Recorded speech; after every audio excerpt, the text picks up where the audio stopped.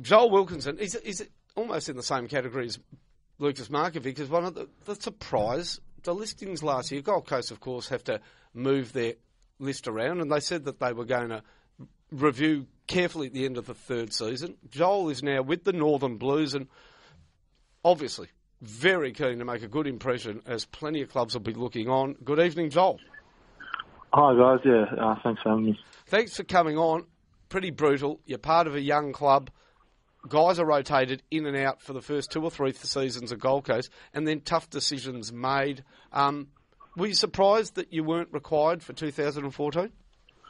Yeah, initially I was. I sort of had strung a few games together throughout the year, got a bit injured, but then tried to push my way back in. But it feels a little while ago, but I moved on and copped on the chin. They gave me the explanation, and here I am at Northern Blues.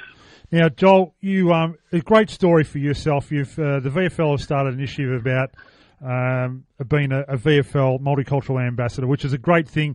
Just looking at a bit of your record, you're born in Sydney to a Nigerian father, Australian mother, and relocated to the Gold Coast. So you being an ambassador of the VFL is a great thing for yourself and also for the competition. So how did you get to the Northern Blues, first of all?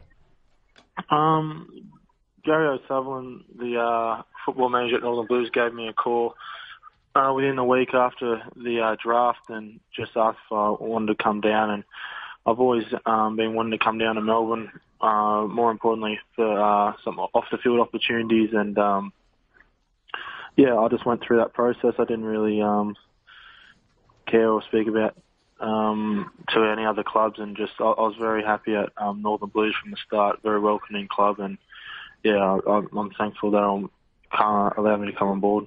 Joel, on your ambassadorial role, you won enormous fans for your sensitive way that you handle being racially abused, not once but twice at AFL level, once by another player, and we don't need to regurgitate the name. He's no longer in the system, I think, at AFL or even VFL level, and by a fan. And you took it, obviously, with great offence, but also, in both cases, I believe, wanted people to learn out of it. So this seems a very natural progression for you. Yeah, definitely. They were, I guess, very rare experiences. They're rare, the fact that they have to be played out on a national scale, but not rare in the fact that, I've received that sort of abuse weekly, and so do many other people in Australia. And that's something I would always try and relate with. It wasn't me, a footballer, being abused, it was me, a person. And so I'd use that opportunity to try and portray the image of, if you want to feel sadness for me, you've got to feel that for everyone else on the streets, because that's really who I am as well. I'm a person, first and foremost. And my progression now is I did some ambassador work with the AFL, and now it's good to be able to go to the VFL, where it's more at a grassroots level, where I can really go to the northern roots area and put in the work again and show that AFL is a form of social inclusion. So looking forward to it. How old are you, Joel? 22.